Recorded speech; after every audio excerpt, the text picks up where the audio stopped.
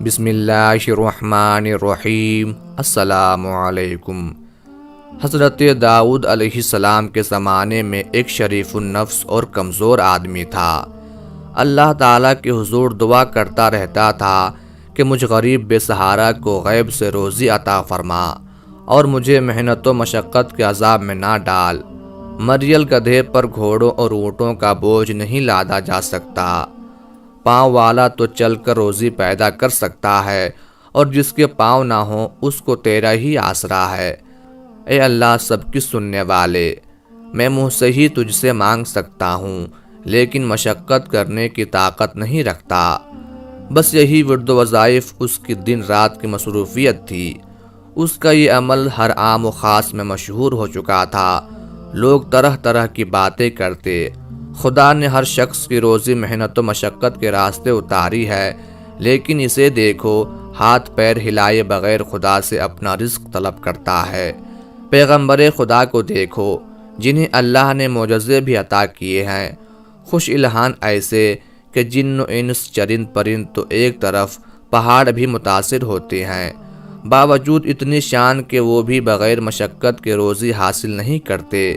مگر اسے دیکھو یہ ناکارہ انسان یہ چاہتا ہے کہ اسے بیٹھے بٹھائے خزانہ مل جائے اور کوئی کسب نہ کرنا پڑے۔ لوگ سو باتیں کرتے مگر وہ کسی کی پرواہ نہ کرتا، برابر اپنی آہوزاری میں لگا رہتا۔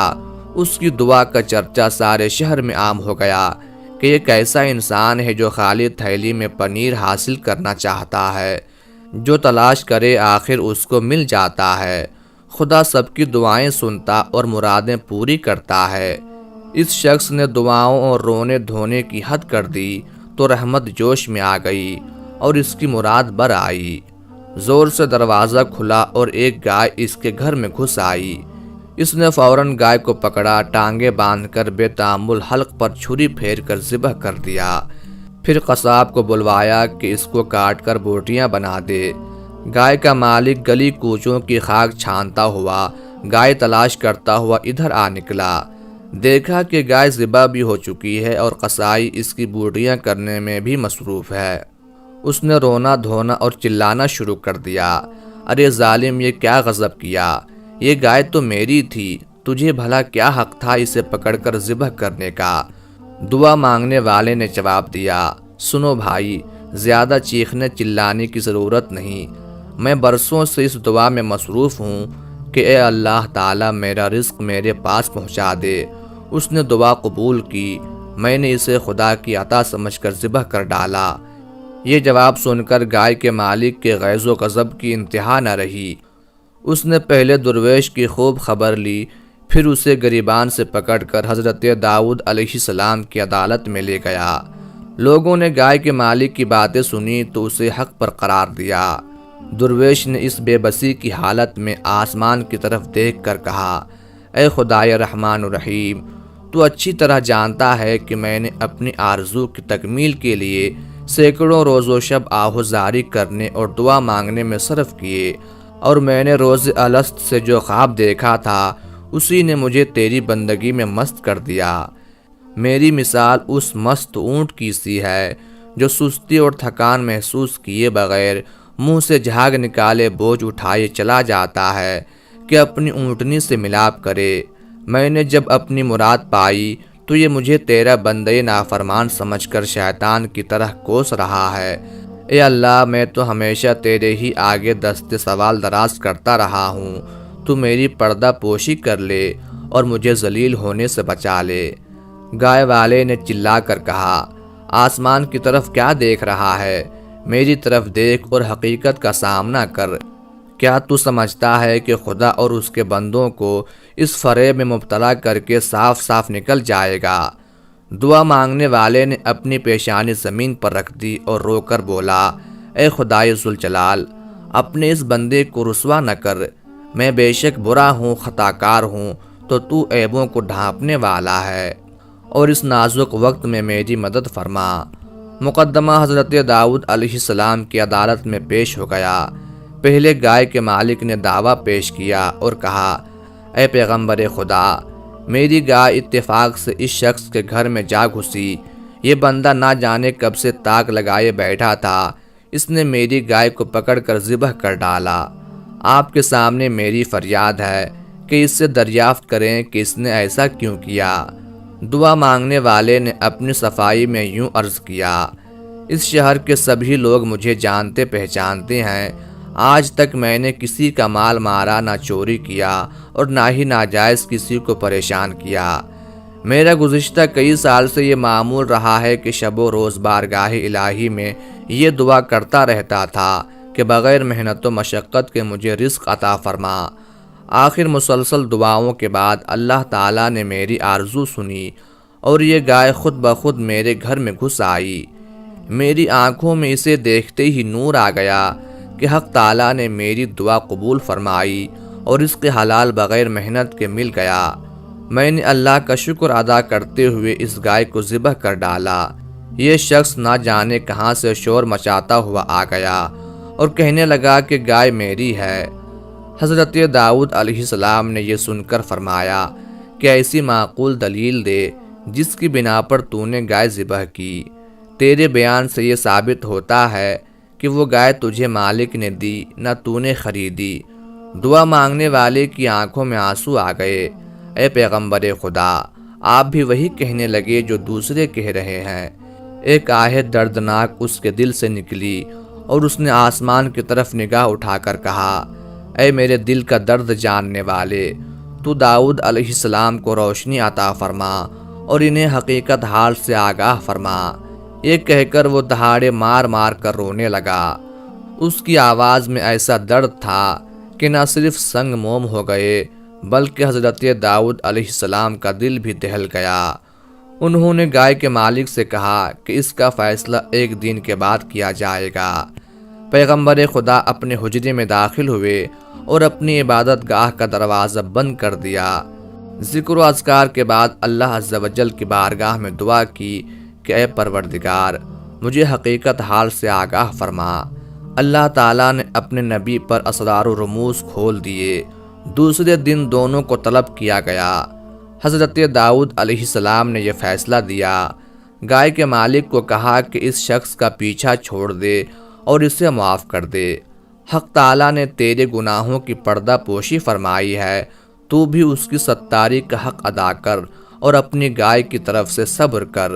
حضرت داؤد علیہ السلام کا ارشاد سنتے ہی اس بدبخت نے کہا، کیا اب کوئی نئی شریعت نافذ ہو گئی ہے؟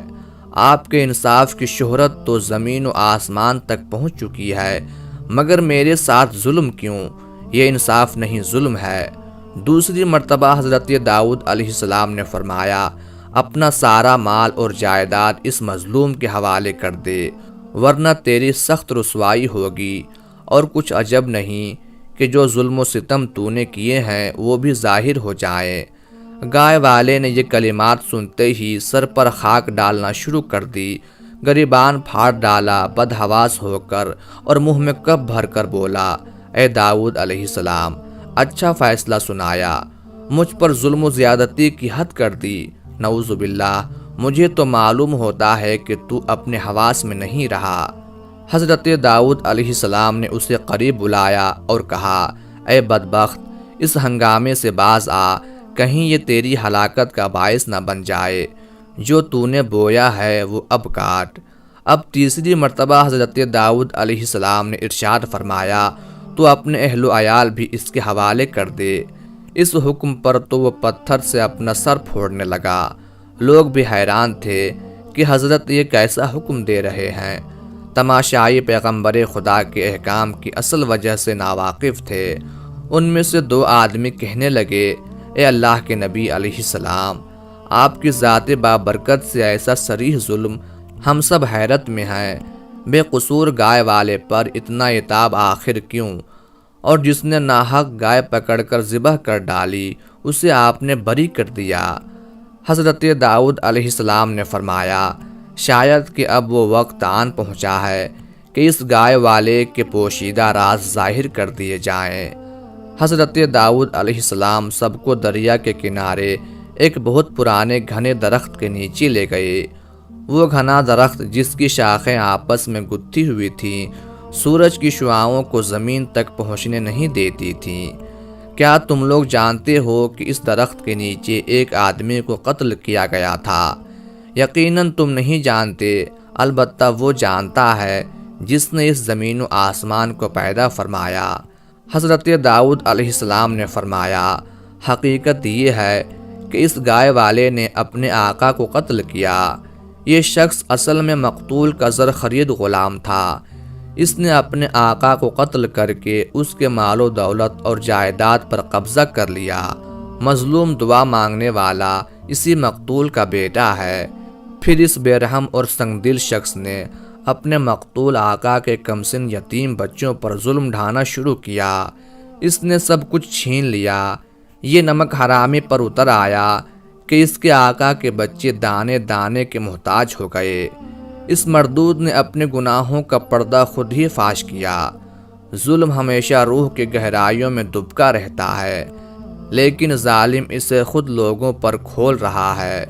اے سگے دنیا، تو نے شرع کے مطابق اس مقدمے کا فیصلہ مانگا تھا، شریعت نے اپنا فیصلہ سنا دیا، اب اس کی تعمیل کرنا تیرا فرض بنتا ہے۔ تو نے اپنی صفاکی اور شقی القلبی کا ایسا مظاہرہ کیا کہ خدا کی پناہ تو نے آقا کو اس طرح چھری سے ذبح کیا جس طرح اس دعا مانگنے والے نے تیری گائے کو ذبح کیا تھا۔ وہ خون آلود چھری راز فاش ہونے کے ڈر سے گڑھا کھود کر تو نے دفن کر دی تھی۔ اس کا ثبوت یہ ہے کہ اس چھری پر اس کا نام کندہ ہے۔ حضرت داؤد علیہ السلام کے حکم پر زمین کھودی گئی۔ گڑھے کے اندر سے ایک شخص کی کھوپڑی اور لمبی سی چھری برآمد ہوئی۔ اب گائے والا خوف سے تھر تھر کانپنے لگا۔ تماشائیوں پر سکتے کا عالم طاری تھا۔ لوگوں نے اپنے سروں سے کپڑے اور ٹوپیاں ہٹا دیں، ننگے سر ہو کر سامنے آئے اور عرض کرنے لگے، اے خدا کے سچے پیغمبر علیہ السلام، ہم فطری نابینا ثابت ہوئے، ہم نے آپ کی زبان مبارک پر اعتبار نہ کیا، آپ ہماری گستاخی معاف فرما دیں۔ حضرت داؤد علیہ السلام نے سب کو معاف کر دیا۔ پھر گائے والے کے بارے میں حکم دیا، چونکہ اس شخص کے ظلم کا پردہ کھل چکا ہے اور یہ قاتل ہے، اس لیے شریعت کا فیصلہ یہ ہے کہ اس سے قصاص لیا جائے۔ چنانچہ اسی چھری کے ساتھ اس کی گردن اڑا دی گئی۔